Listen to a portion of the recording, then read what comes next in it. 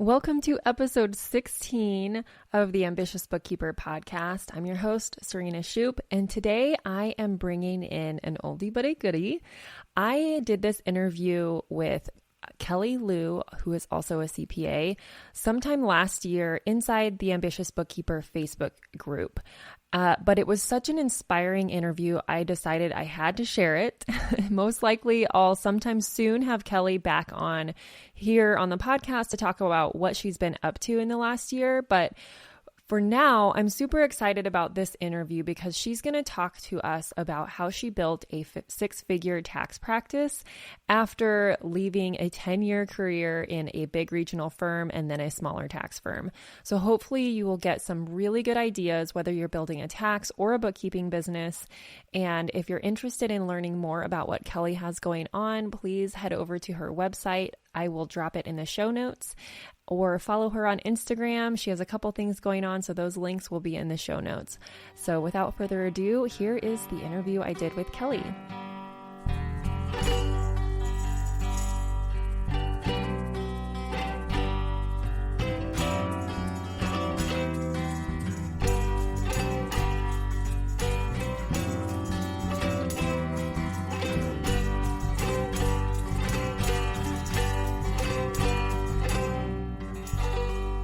Kelli Loo, welcome. Hi. Hi, thank you for joining me. Yeah, thanks for having me. Kelli is a CPA, obviously, and you focus on taxes for creatives, right? Yep. Okay, so you're very niched. And when we first talked, you told me all about how you started your practice, and I was like, that is so inspiring because of how quickly you grew and the type of clients you attracted and how you hit your revenue goals so quickly. So I really wanted to bring you in here to share that story with the group so that hopefully you'll inspire some people to build the practice that they want, whether it's in bookkeeping or tax, because I don't do tax. So I think it's really nice to have a perspective of someone that is focusing on tax, because there might be some people in here that want to do that. So tell us how you got to where you are and built your practice up. Tell us the spiel. Gosh, okay. I'm going to try really hard not to make this super long, but I guess the highlight reel is I started in tax about 10 years ago. And I went to a large national firm here in Portland called Moss Adams. So I was there for 5 years, did the whole thing, got licensed, really competitive, worked the 80, 90 hours a week, and I was just done. It was kind of discouraging too, because there really wasn't any, especially any women partners. I think we were at 19% in the whole company, and that was groundbreaking. And so I didn't really have anyone to look up to, especially women of color. And so I just felt like it was time to move on. And I was like, I'm going to go to a smaller firm. So I went to a smaller, more local firm. And I was there for 3 years, and it was great in that I fell in love with small business. I loved working on smaller clients. I was used to working on bigger clients like Nike or something global, but going to small clients and helping people that put the blood, sweat, and tears into their business, totally different, so fulfilling.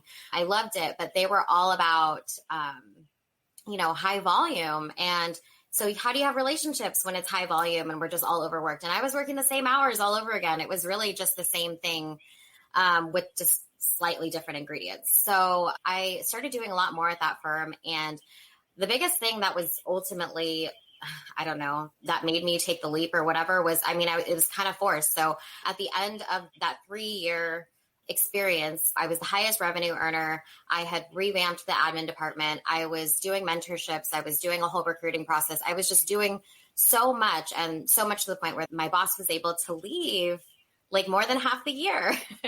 And so I just was running it, and I was like, what am I doing? This is crazy. I'm just a classic overachiever, people pleaser. I think, us accountants tend to do that.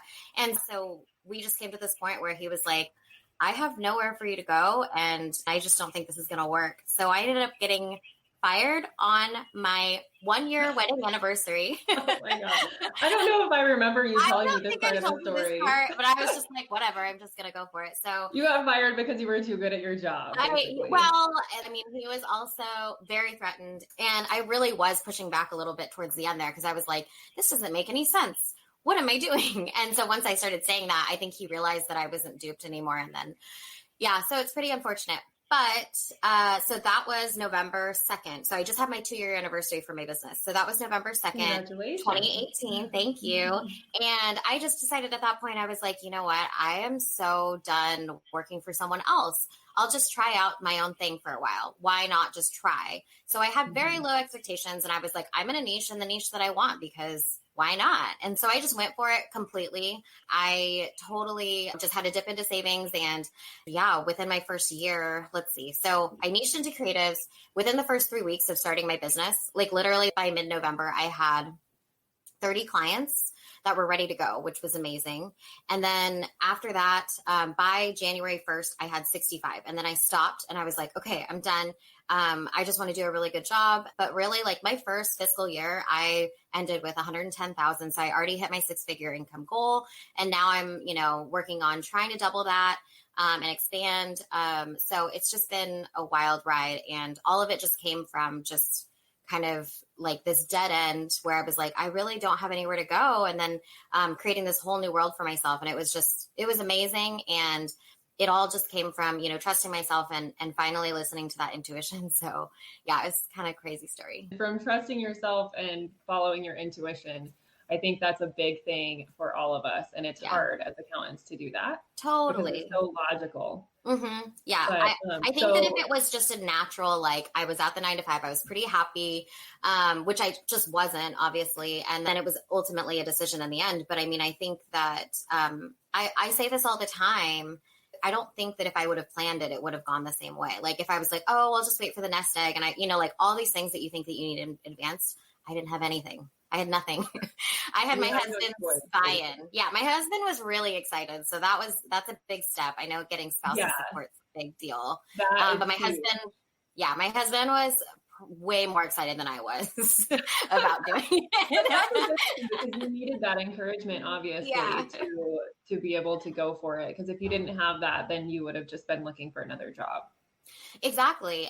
And honestly, the thing is with what we do, jobs are there. I live in a small town. So once they found out that I wasn't there anymore, all the competitors came. They were all promising me everything, but so did my original boss. So I was like, well, how do I trust you? And it would take so long. And so I was like, well, we'll talk in 6 months if this doesn't work out. And it did. So we didn't talk, but I know that if I wanted to, I could have. And so anybody that's kind of like watching, I mean, you already have a skill that's totally needed. So what's the risk? Like you just don't have a job for a few months. And then you'll probably get hired very easily. Especially if you're not like, there's one aspect of like the whole burning the boats type of thing. Like don't allow yourself a way to get back to that corporate job. And like, just, that whole thing. I don't remember where that even comes from, but basically not giving yourself the choice to go back to the corporate job. But at the same time, our field is so needed. I'm always seeing LinkedIn jobs come up for exactly the same position that I have held. So I know if I ever had to, I could, but at the same time, like, I want to. I mean, it's nice to have that. I mean, I guess the security, I guess people think that they lose this security once they don't have that job anymore. And it was just such a big awakening when I was fired that I was like, oh my God, you could do everything right. You could try too hard and then you could get fired. And then I was like, okay. So, and then I remember the day that it happened, I've never been fired before. And I was like, so do I stop getting paid today? Is that real? I was like, is this it? I was like, I'm really not going to get another paycheck. And I was just so shocked when he did it. This was sad, but yeah, like when he did it, he tried to take it back. It was not take backable at that point. No. I think that it is a false sense of security. But the reality is there's another job. Like even if you took a 10% pay cut to the next one, like it would tie you over in worst case scenario. But I totally get that. If I tried to do a side hustle while working, I think it would be pretty tough. I don't think it was allowed. A lot of firms don't allow it, but there's ways to kind of get around it if you're not offering the same service. Like if you're in audit, they can't do the bookkeeping anyway. So you're okay to do that. I would not go after the same type of client though. Non-competes don't really hold up. How did you get so many clients or referrals? We'll be back after a quick break. This episode of the Ambitious Bookkeeper Podcast is sponsored by my brand new free training, The Ultimate Guide to Creating a Profitable Bookkeeping Business. In just 1 hour, you will learn 3 keys to creating and launching a profitable bookkeeping business. We will map out your path to creating a bookkeeping or accounting business that keeps you in control of your time, priorities, and expertise, from someone who built a 6-figure firm on part-time hours. That's right, you can stay in control of your time, keep family as your priority, and serve your clients well. It just takes a little strategy up front, and I'm going to help you with that during this free training. So head over to the show notes to sign up now for the next training and find out how you can choose the work you do, kick imposter syndrome to the curb, use tech to be super efficient, which all leads to a profitable business. Just head on over to ambitiousbookkeeper.com/training, and I will see you there.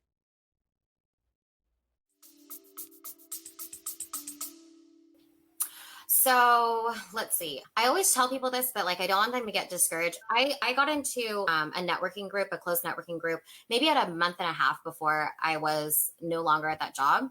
And so it really wasn't like I had been doing networking for so long, but I did have a little bit of a base. Like I was already getting some coffees, things like that. So once I found like a group that I really liked and were willing to help, they just put out feelers immediately, which was amazing. So I was just really lucky to know some people, but I just want to say like that can always be attainable from today, if today's zero, like getting in those groups. Yeah. Relationship building.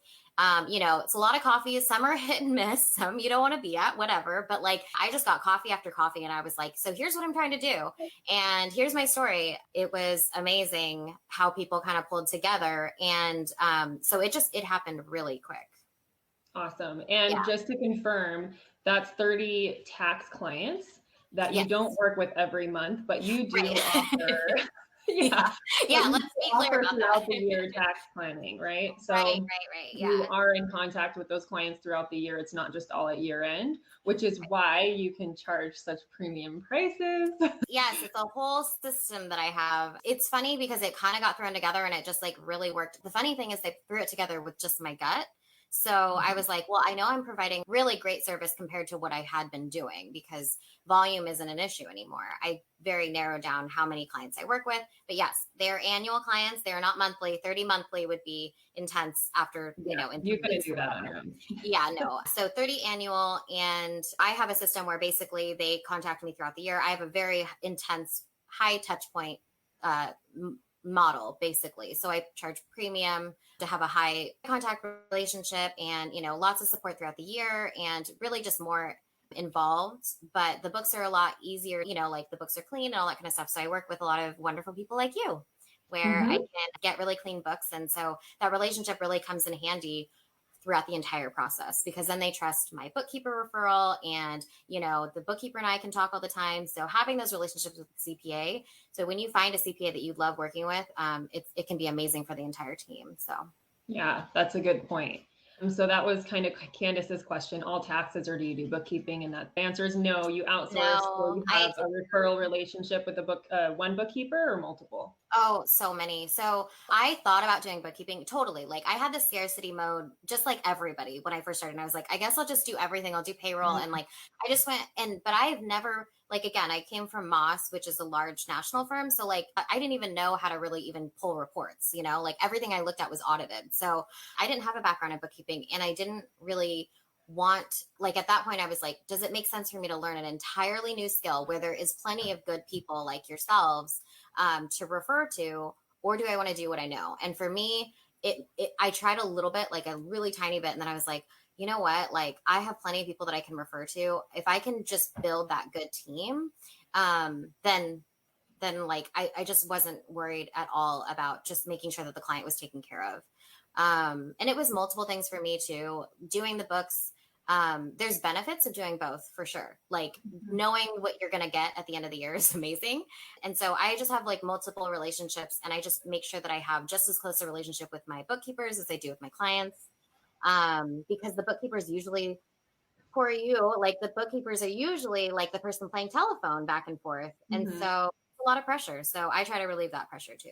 That's awesome. I've seen so many, like in bookkeeping groups, I've seen so many bookkeepers not pleased with the CPAs that their clients have. And like the communication is non-existent. They feel scared to ask them any questions, but they need to know certain things so they can book them correctly so that it's easier on the CPA at the end. So totally. So much could get cleared up with regular communication throughout the year. A lot of my clients, if they do, monthly financials, I'm like, hey, just like have the bookkeeper CC me. And if I have a minute, I can glance at them. I mean, it doesn't take long to look at a balance sheet and be like, wow, that looks crazy. Like what happened, So I just try to do that when I can. And then I guess the other piece is I do year-end planning. So I dive in before the end of the year. So it's important that all those things are in order, and you have kind of seen it throughout the year. What do you do when it's not tax season? What is your niche? My niche is creatives. I work with photographers, videographers, anybody kind of in the marketing realm, but a lot of people that basically are creators. So it's funny because it's kind of expanded. I do work with the traditional artists, but at the same time, I also work with people that are kind of unique to their industry, kind of like me. I mean, of course we attract ourselves, right? So like I ultimately ended up attracting a lot of people that maybe they were lawyers, but then they're just like so completely unique, totally not your regular lawyer. And so like I attract that all the time because I feel like I try to do that in our industry. And so creative has gotten kind of broad, to be quite honest. Generally service providers though. And so somebody like, usually a mover and shaker in their industry that's doing something a little bit different. If they have a cookie cutter business, I'm just not so interested. And then when it's not tax season, it's a great question. So the other reason why I don't like bookkeeping is because I like how seasonal taxes are. So because I'm just like, it's been 10 years. So I'm like, okay, I'm used to doing the hustle and then getting kind of a breather. That never happened when I was an employee. But with me, I do fully take a lot of time off. So I work full time only 6 months a year. And so like around this time, I'm working about 30 hours a week or so, and I'm doing year-end planning. And then in tax season, I actually never go over 40, which is insane for a CPA in tax season. But even with the CARES Act, I didn't go over 40 this last year. So I try to work about 6 months of the year. Outside of that, it's about like 8 hours a week. And so what I don't do, so the goal this year without quarantine was I was going to get a serious hobby. I was like, I'm going to really I have never had a hobby. I worked so much and all I ever did was work and think about work. And so I was like, I'm going to get a hobby. This year was different than I expected. I have a baby niece. I watch her 2 days a week. My grandma, who's 91, is living with me temporarily. So I'm a full-time caregiver for her too. And my husband, actually, I retired him. We ended up, he was working as well. And then he quit his job earlier this year. And now he's a stay-at-home dad, which is really fun. Now he's actually probably going to be helping me a little bit in my business, which is great. So the plan outside of COVID is I want to travel. So I travel at a minimum of 3 months a year. And so that didn't happen this year, but I try to take at least 3 to 4 months off and work very minimally. And so you can only imagine what I fill my time with. Lately, I've been really focused on my Accountants of Color group, which I posted in here before. So I've been super pumped about that. And that is definitely my biggest passion. My hobby is another work project. That's kind of how I am. Basically, I was a little bit bored with being a stay-at-home mom. So I was like, I'll just make building a business my hobby. Why not? It's just so fun. How do you find local networking groups? So do you have a national one that you do, or do you find local ones?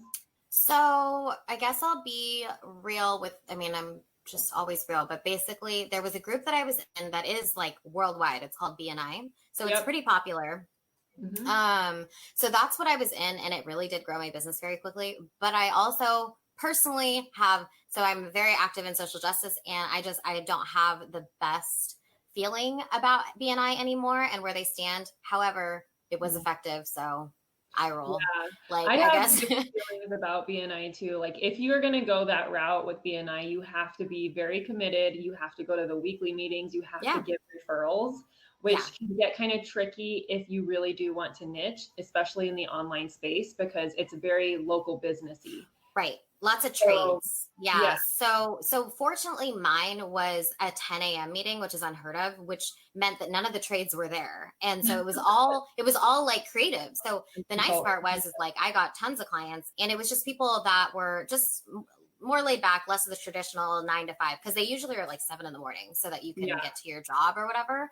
So, so mine was great. I still am really close friends with so many of them, but, yeah, it was a fine start. It costs money. It is closed, but yeah, like, finding local ones, there is going to be a Facebook group for anybody in your town that's going to be like, let's form a business group. Like there's so many in Vancouver and Portland. You could search for groups that do. Start one.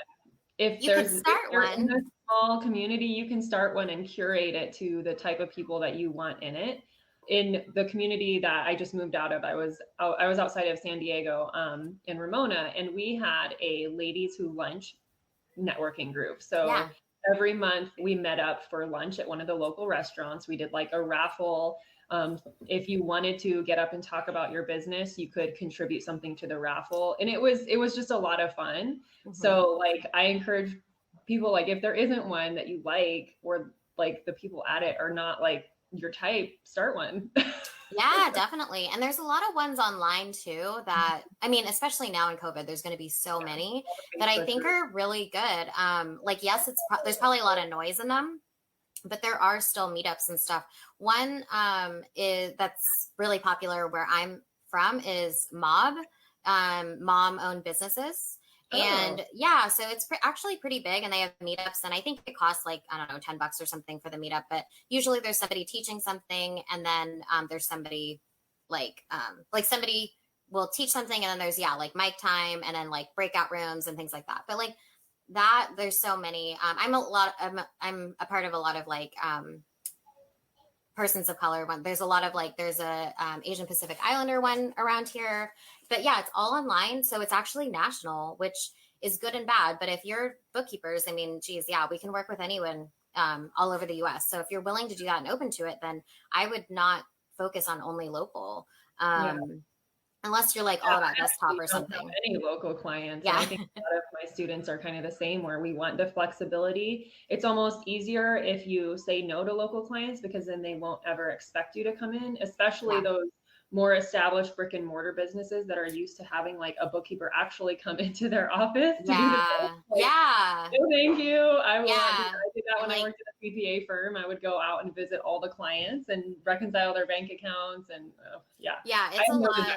It's a lot. Yeah. I don't go out physically. Like, so before quarantine, like last year, I would go out and visit like clients and stuff at their businesses and brick and mortars. Like a lot of mine are actually local. Like that's just what happened, probably because I started with BNI and then like slowly grew from there. But so a lot of mine are local, but now that I'm only doing virtual appointments, they could be anywhere. The only thing that people with tax want to consider is that, states have their own tax requirements. So if you are dealing with, like if you open up to the entire country, then you will have to learn the little tax things about every single state. And so I generally focus on, like, because of where I am, I focus on the West Coast, but I do have people on the East Coast, and, it's not so hard to figure out, but that's the only thing that I would add about considering that if you're a tax person. If you are a CPA and a tax person, you can join the tax section of the AICPA, and they have a lot of resources. They give you like a whole spreadsheet of every state's like main tax laws and sales tax stuff. So that's a little nugget for you. Join the AICPA if you are a CPA. I don't know if you can join if you're just a tax preparer or not, but I'm sure there's a tax preparer network that's similar that offers the same resources. Yeah, I think so. So make it easier on yourself if you do decide to do that. Open yourself up nationally. I mean, I always said when I first started, honestly, not thinking anything through, because nothing was really that thought through, is I said, well, I'm going to focus on local. So I always said local.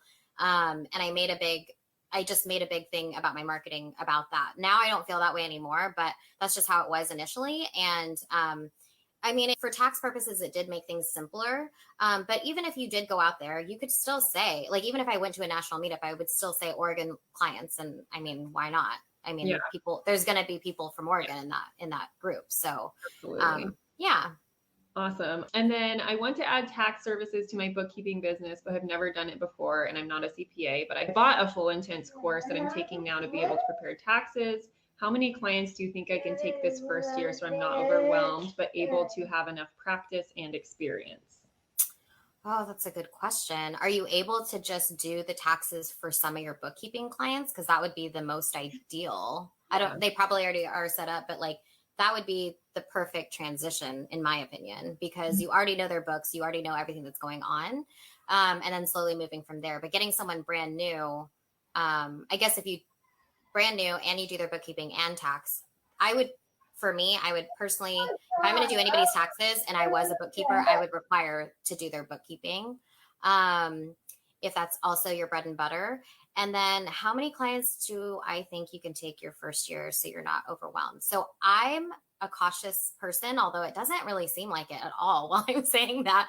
But I was really serious about capping. So I said like 35 to 65 clients my first season, but you have to remember, I'm used to working on like 300 a season. So that was really limiting myself. That sounds really like, that was really like dialing it back. But if it's your first season, like if your finances can handle it, like, I mean, maybe try something on average of like 1 or 2 a week.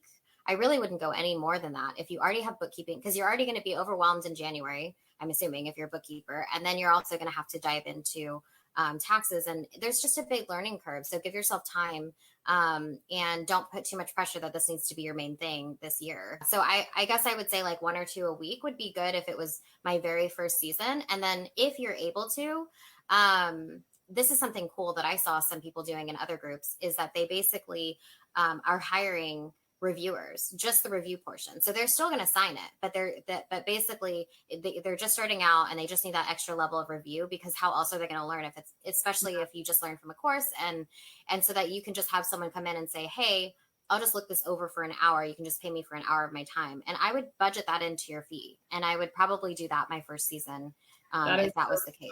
That is so smart. So do you have advanced tax preparers in your other group that are willing to offer that service, or is that something? I don't know.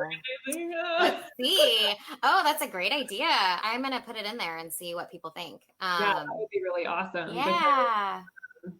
That would be really cool. Yeah, it's still like it's like a white label, you know, like people, it's still your tax return. You're still going to sign it, but you get to have that second pair of eyes, which I think is probably the only downside of being a solopreneur, right? Like just not having that second pair of eyes.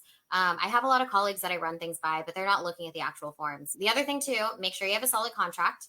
Get your attorney to draft a good contract if you're going to do something like that. I would probably get someone to review. So it's not so much a matter of how many, it's a matter of, do you have the process set up for you to feel confident about whatever you're going to deliver? But I wouldn't do. And then deciding whether you're going to do individual taxes versus business. Totally. Because individual taxes, it's a different ball game. And totally. Usually you can handle more volume depending on the complexity, but then you have to make sure that you're getting the right clients and you're not getting in over your head on individual taxes too.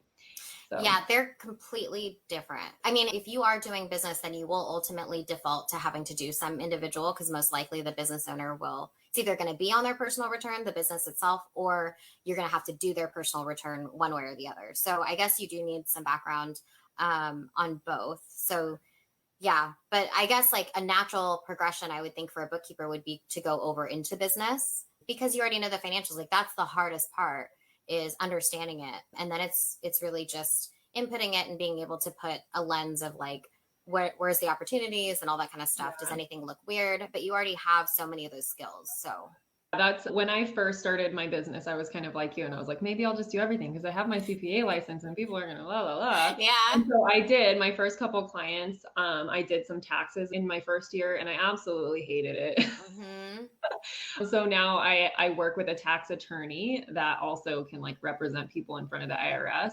Yeah. And he's really knowledgeable, and I just outsource everything pretty much to him. And Noemi, I've outsourced some stuff to her too. She's in this group. Okay. So, I just realized I didn't love it. It was a huge learning curve for me because my background isn't tax. I did like one tax season at a small firm, like at the beginning of my career, and did mostly individuals and like a couple partnerships. But it was so long ago that it really wasn't like having the right experience because everything's changed. Yeah, everything has totally changed. It's like me working in, like, at one point I like was in desktop. I mean, it was exciting that I recorded journal entries. Like that was like the bookkeeping that yeah. So I just wasn't, I mean, if you don't like doing it, don't do it. I mean, I basically heard this one quote that I live by, and it's like, okay, I'm going to screw it up. The last time I said it, I screwed it up. Let me think. So if don't do 6,000 things, let's see, don't do 1,000 things. Wait, don't do 1,000 things six different ways. It's like the opposite. Basically, do the same thing over and over and over instead of just trying to do 1,000 things 6 different ways. Yeah, I don't know, something like that. Yeah, I totally agree with that sentiment. Yeah. And I specialize and it just like, it's like clockwork. It's so efficient. Like, that's why I don't work outside of tax season. And so it's just like it, but if I, was really spread thin, I put it on a board. Do you want to see the board? Yeah. Okay. Because I'm trying to put this together in my group, but basically, because I'm working on a little thing, but I did a little chart here, and I was like, imagine, like, so basically this is the number of services that you have. So as your number of services increases, the number of clients go down. So like, it's just like, so how many clients do you really want? It's like, if you want 20 clients, then yeah, like maybe give them really great service and charge them, $10,000 a year. But for me, it was like, I want to charge, I charge a lesser amount and I work with more and I have more clients. But working on 20 clients versus me now working on 150 is totally different. And there's a way to do lots of services, but you're going to you have to let go of this other side of it, which is so many clients, and probably low fees at that point. You can't have a certain client size.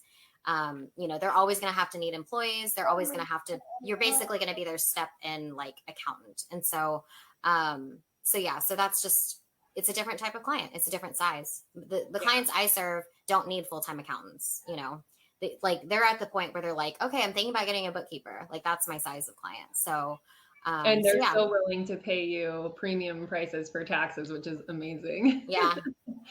Awesome. And that is because you have such a clockwork system. When you go and you talk to a potential client, or when they come to you rather, because now you have a wait list, right? Mm-hmm. When you talk to a potential client, you are able to just tell them all the same thing. Basically, this is how I work with people. This is my process. And this is my fee, because you just have the ability to do that. And when you can differentiate yourself like that, and you're so well put together on your process, it makes it easier for you to have the confidence to demand those prices and for them to see the value in it. So sure. I just finished reading Built to Sell. So have you read it? No. Basically, your business model is like case study for that. You know what I mean? Because it's such a clockwork thing. If you have like one service that is more like a product, and it's repeatable and it's duplicatable. If you wanted to teach that process to another CPA and bring in another CPA to your business, you could double your business. You know what I mean? Like, it's repeatable. It's all about systems, really. Yeah, totally. So, okay, thanks. I don't plan on doing it as my main business, but I realize I'm losing my own clients since I don't offer that. Oh, hey, Marcella. I have some things that I could probably say about that. Do you feel like you're missing out on that revenue, or are you actually losing the clients for the bookkeeping side of things because you also don't offer tax? That's the question. Okay. Yeah. I'm just asking her that question. This says, interesting. And do you do packages or tailor to each one? I suspect tailor. That's what the question is. But okay. So as far as like my fee structure and what it's really default. Like, everyone's pretty much at my base fee, and I charge everyone a very similar amount. The only way that I increase is if they have multiple states or various complexities. Like, there will be wrenches sometimes thrown into this, but generally speaking, my clients are going to be solopreneurs. Maybe they have some employees, some subcontractors, things like that. Some of them either do their own bookkeeping, at least on QBO or something like that. Like, they all have a system, and or they're ready to bring in someone quarterly or monthly. And they usually listen to me when I tell them it's time, which is great too, because I'll tell them, at this point, I'm going to have to outsource. Like I'll have to charge more because it's a mess or something like that. Right. Yeah. That's like our biggest nightmare, is getting messy books. So no, it's actually a really basic fee structure that everybody kind of defaults to. I have very few clients that are outside of this typical fee. And that's part of why you can duplicate. And that's why it's so clockwork, because you don't have to put any thought into pricing somebody. Like you have your structure and you can just go into each discover. I'm sure that you tell them your fees on the discovery call and place it, right? Yeah. Yep. The process is, I was realizing that nobody really taught me how to do the sales call, but like my sales call is also clockwork. It's a half hour. And it's the same every time. I set the schedule, I set the tone, and then, I get all the pieces of information that I want. I definitely deliver. That's where they find my value. If I don't succeed in my discovery call, then my job is to make sure that they understand my value in that call more than anything else, rather than getting them to say yes, because most of the time, if people say no because of my prices, they're still saying, I cannot wait to work with you once I can get to that point. And so that says everything, where I'm just like, okay, I've conveyed my value. And I just to be totally transparent, I am not any smarter than anybody else. I'm not, I'm just like, I'm not the smartest CPA in the world. I'm not I'm probably pretty average. So it's like the fact that it's all about relationships really is like, I can't drive that home enough. I'm like, clients will never know how good you did on the pieces of paper. Like, if you really screw up, they're going to know, but they're never going to see that, savings that you did unless you tell them, this is what I do. This is the process I go through. This is why it costs what it costs, because I make sure to go the extra mile. They're never going to know, because they don't know how to read the tax return or the books the way that we need, especially bookkeepers. I say this all the time because clients ask me, they're just like, so what do you think of my bookkeeper? And I'll tell them, but most of it's just based on looking at the books, and I'll say things like things that they overlook. I'm like, well, are they reaching out once a month? And I'm like, are they saying, I was like, how quick are they to respond? All those things they think are just either default or they're just not thinking that hard. And I was like, that's actually really hard to do as a bookkeeper. So I train the client to value me and to value the bookkeeper and to know when they have a good person or not, so it's part of training them to see your value. But it is clockwork. And my spiel is actually pretty much the same every time. The thing that's different is when I'm learning about what they do in their business, I really focus and I really, soak it in, and I try to feel understand their passion. I'm a big relationship person. So I'm really trying to understand why they do what they do and how come they care about this so much, and why did they start their business, and what do they see for it coming in the future. So that call is everything. And then I just maintain the relationship after that. I also don't charge by the hour. That's another thing that everybody thinks I'm crazy for, but I let them have unlimited access to me, and I don't charge by the hour. So well, that's all value pricing, right? Because you've already built your value in that discovery call. Your fees are high because obviously you only have 30 clients and you make 6 figures. So well, no, I don't currently. I have more like 150 now. Yeah. Okay. Yeah, my average. Okay. At the beginning. Yeah, that would be a lot. No, my prices aren't even more than who I used to work for before. Yeah. Big firms charge a lot for taxes. Yeah. Not Moss. Moss would be Moss was definitely much higher, but I mean my last small firm, our price range. So I basically, my clients on average are around 1,000 to 2,000. Mm-hmm. So yeah. I think Marcella says, I'm very curious about learning taxes because that will make me do the books better, help my clients with the tax strategies. So I thought if I'm going to invest time in learning this, I might as well offer tax returns. Not necessarily. If that's your only reason, I don't know if I would honestly go the route of doing the taxes. But yes, it is important to understand the basics so that you can facilitate that conversation with the CPA and charge more. Mm-hmm.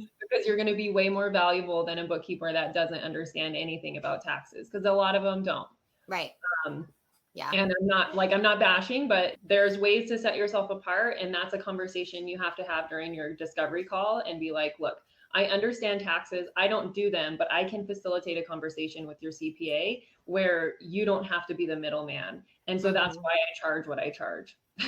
Yes, 100%. Yeah. Yeah. I wouldn't offer the service just because you want to do the bookkeeping better. I would probably meet with like CPAs or do some studying yourself. I mean, sure, like do your own taxes and things like that. I mean, but there's so much information out there for you to be able to understand as a bookkeeper and then provide that value. But I can say a few things actually of what I love about bookkeepers, if it helps as a CPA. And to get, because your main referrals are going to be, well, not your main referrals, but a good referral source is a CPA too, right? Like people always want to meet with me to get, so that when my clients are ready, I'm like, yeah, go to this person.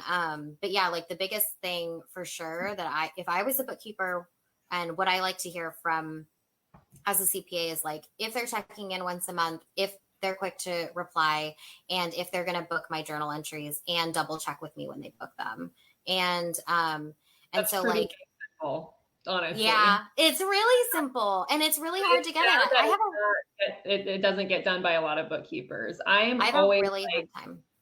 Yeah. I'm in a bunch of programs, and one of the girls I'm in a program with was like, because she was watching like some of the stuff that I put out for my bookkeepers to like increase their value. And one of them is literally just having a meeting with your client every month to talk about the numbers and to deliver the reports instead of just sending them the reports. And she's like, I don't get that from my bookkeeper. Like she just does the stuff and then tells me when it's done. And I was like, oh my God.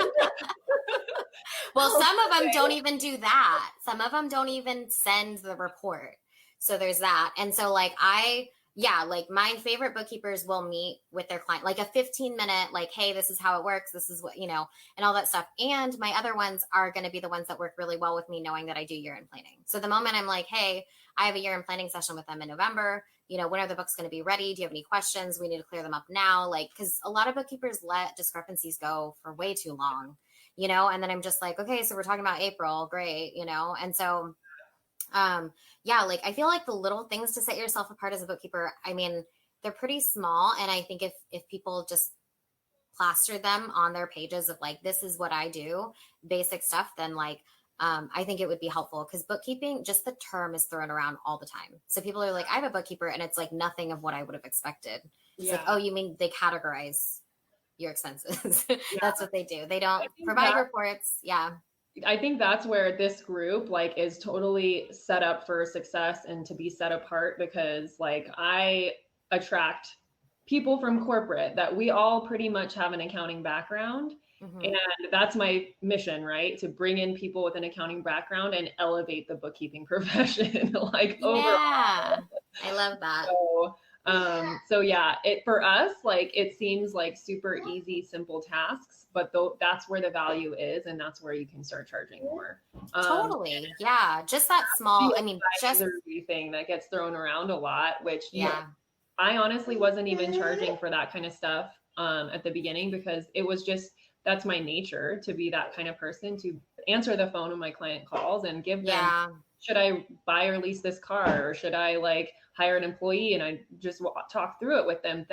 Those are advisory services. My goodness. Yeah. That's huge. Yeah. I mean, I do that as well. I answer those kinds of questions all the time, because they're built into my fees that I do.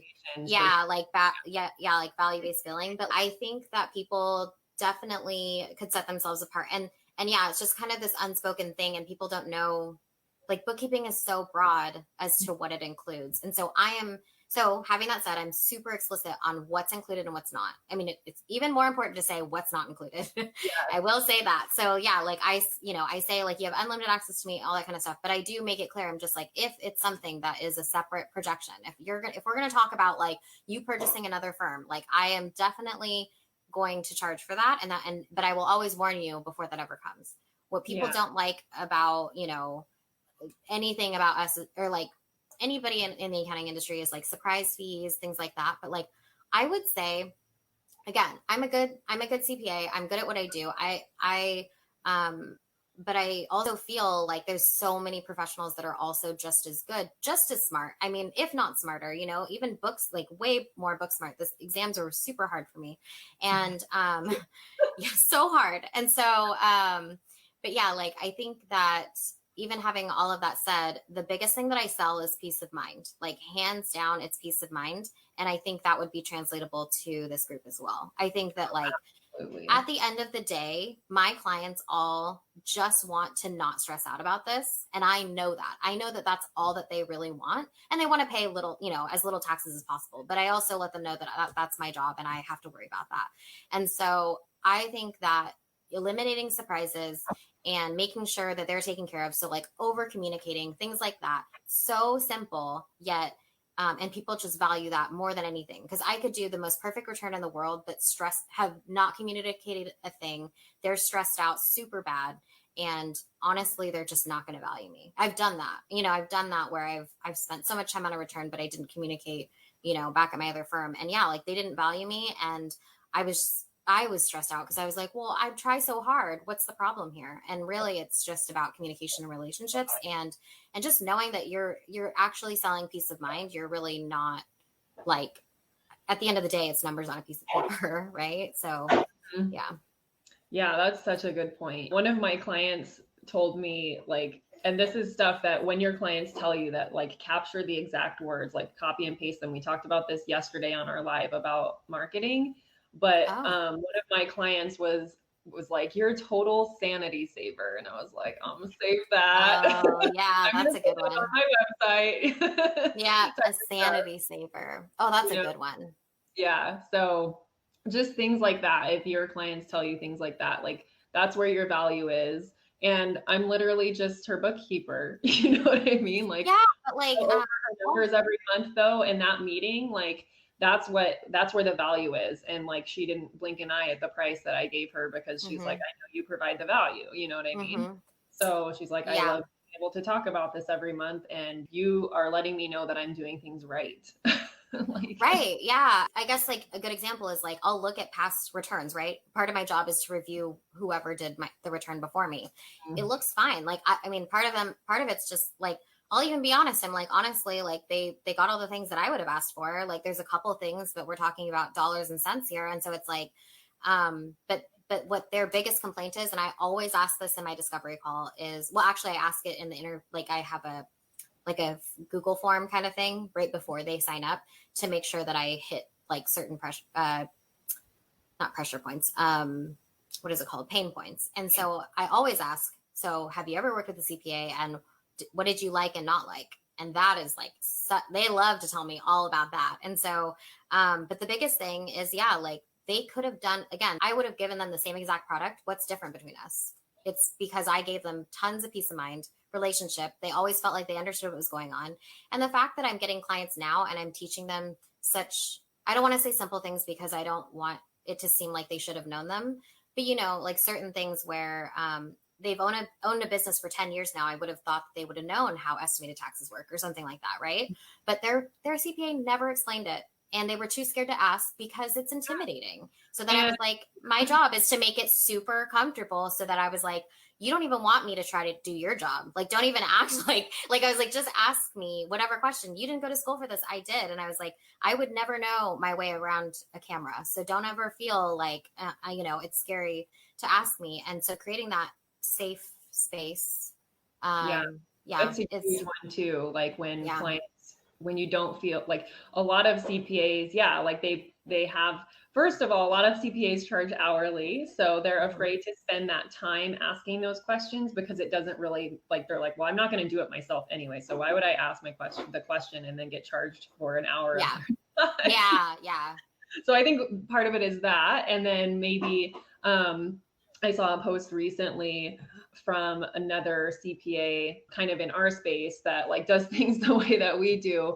And they were just, I think they had gone into a CPA firm that their family owned for them to do their taxes and, you know, like as a second pair of eyes. And I think it was, I don't remember who it was, but she said something about it being like, it was the worst experience ever. They made me feel dumb and I'm a CPA. Oh. like it made my heart drop because I was thinking about like outsourcing my own taxes to an actual CPA now too. Cause I'm just like, I don't even like doing my own. And now we're getting into a point where like, we're trying to do retirement strategies and buy real estate and stuff like that. And that is way over my head. So like, I'm going to have to hire a CPA for all that to make sure we do everything right. I don't do my own bookkeeping. Does that make anybody else feel better? Yeah. I don't either. I have a team, and one of my team members does my bookkeeping, and that's what like when she first started on, I'm like, this is your first job to catch up my books. Yeah. Yep. I hadn't. But Candace said, I wish we could be called something else. I think she's referring to like a bookkeeper. Then I would, depending on the state that you're in, like I know Texas, you can't hold out as an accountant unless you have a CPA. But if you're not in a state where there's rules like that, I would by far set yourself apart by calling yourself an accountant or a consultant, a business consultant, because if you are providing that higher level service, that's what you are. Like you're an advisor or a consultant or a CFO. Call yourself whatever you want. Yeah. I mean, we don't have rules like that. So I would definitely go with accountant for sure. Yeah. I know Texas, I think there's a couple states that do that you just can't hold yourself out as an accountant unless you're a CPA, which is crazy. Cause I know I am all about like, if you have an accounting degree, you're a freaking accountant. Yeah, that's odd. I haven't heard that. Yeah. So consultant, you could call it, just kind of play around with words. And you can call yourself whatever you want and then say that you provide bookkeeping services so that people understand what it is that you do. But I would do like contract CFO. That was like a big one because that is what you're doing. Like if you're helping make any decisions, like if you're making any decisions on like I always say it goes into CFO territory when they come to you to be like, okay, I'm about to take out this loan. What do you think? Like all that kind of stuff, like anything where you're dealing with the major decisions, then that's some CFO work. That's advisory. And the other thing that I want to put in there too, that I also share with my group is that make sure that your insurance covers that. Because once you go from bookkeeping to advisory, or if you call yourself a certain thing, it may actually trigger a different errors and omissions. Insurance, I ran into this the last time I renewed. Yeah, virtual CFO. Yeah, that's a good point with the insurance for sure. I have insurance through the AICPA and Aon, so it's pretty encompassing. Good. But check if you're not with like a specific insurance provider that is used to working with accounting and consulting. So if you want to talk about what that other project that you have going on. Sure. So, gosh, it's been amazing. So the reason that me and Serena actually got connected was on Instagram because I was creating a course too on how to build a tax biz. Yeah. And then I was like, and so I was just starting, this is like when we're like, okay, we're definitely quarantined for a long time. And I was like, I'm going to make a course. And I started to, and then the death of George Floyd happened May. And I just was stopped in my tracks and I was like, I'm going to just focus 100% on Black Lives Matter. So I basically stopped my course. Like I just felt zero endurance whatsoever. And I was just like, this is on pause. So I started giving free consulting to Black business owners and Black accountants. And then I realized how much I loved it. But what made me sad was at the end of the session, as I'd be like, okay, bye. Like, tell me how it goes. Will you tell me what happens after this?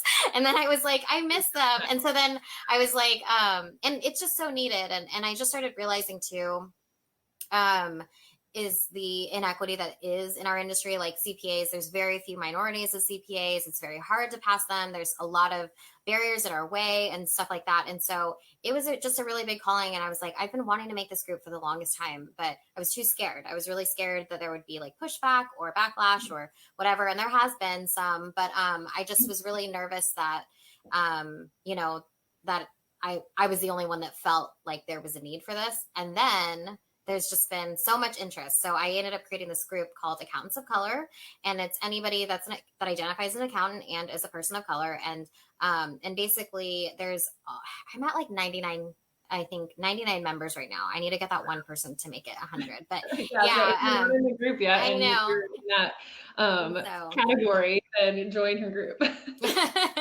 Yeah, join my group. And so it's called Accountants of Color. And basically it is a space where, hopefully we can talk about different types of things. And there has been just lots of different discussions where they're to support each other through our, since we're marginalized groups, and also just to help if we do have tax issues, if we want to talk about software. And then I decided to use all the content that I had previously started on for my course to just upload it for free. So I'm just uploading free course materials and units in my group. And so, down the road, I put together some goals for us and a mission and vision. And we just want more equity in our industry. And also another thing was I want to do a scholarship program for people that want to, for people of color that want to get their CPAs. But oh my gosh, the materials, it was $5,000 when I was studying to get the materials. Yeah. And so my firm paid for it. I couldn't afford $5,000. I pieced together different study material, and I bought the Wiley Test Bank. Okay. For each section as I needed it. I didn't do it all up front. I know there was a discount if you did that, but I was like, I don't know how long it's going to take me to do this because I was a single mom and working. Yeah. So I only bought the sections that I needed when I was about to start studying for it. And then I used another 71's study guides and flashcards, which were very affordable. And I think they still are. And I still follow him because that should change my life. That's what got me to pass the exams. And so I think in all, I immediately spent $1,000 on study. Oh my gosh. I can't believe that. I was poor, man. I couldn't. The only reason, and I tell you, I would not have done it. I know I wouldn't have, is because Moss would pay for something like that. But the thing is most of the people that I got hired with, actually all of them had already sat because they got to take the summer off before and then, and then be able to join in the fall or whatever. So I had to work while doing it. That's the only way I could get reimbursed, which was so hard with 80 to 90 hours a week. Yeah. I didn't work that much. Yeah. It was really hard. Yeah. It was super tough. And, but anyways, so it's hard. And so, with everything going on in the world and with how hard it is to even just get fair education, then I was like, well, I would love to do a scholarship of some sort. So if I do ever end up monetizing the course, I want to do a portion to that. I'd love to raise funds in different ways. I want a mentorship program. I have lots of dreams. So yeah, I'm I have all the ideas and I just need to execute them now. I have I write so much stuff on my board and stuff like that. And I'm trying to keep the group as excited and kind of in my brain. It's kind of cool to see me I'm saying it's cool to see me. That doesn't make any sense. But I think there's a value in sharing the journey as well. Right. Like what you're doing. I think it's hey, I totally screwed this up. I don't know how this works. And so, hopefully people are enjoying that. I have no idea, but I think there's a huge value in sharing the journey. And that's what I try to do with my students too. Right now I'm in the mode of scaling my firm so that I can sell it in a few years. And so everyone who's in this group gets to see the things that I'm going to encounter because I'm But I've been sharing as much as I possibly can. I think it helped. I know that I would have loved hearing about that when I was starting a couple years ago. So I'm just well, it's fresh in my mind. Too, because I was there wasn't really a resource for people like us who had the accounting background already. And wanted to build a business, and how do you translate what you know from corporate and your strengths and all that stuff into your bookkeeping business. So I try to sprinkle all that in there, but yeah. And then just having the support system is huge. Yeah. There's no boss anymore to ask anything to. Yeah. It's all on you. Yeah. Awesome. Well, thank you so much for coming in. Yeah, this was fun. Like I said, if you guys aren't in her group and you fit the category to join, then please join so that she can hit at least 100. Yeah. And I'm sure she has tons of fun stuff going on in there. And then if you're not following Kelli on Instagram, is that where you're most active? Yeah, I would say so. At Kelli Loo CPA. So KELILOO CPA. Great. If you guys have any questions for Kelli, she's in the group, and we'll see you guys soon. Bye.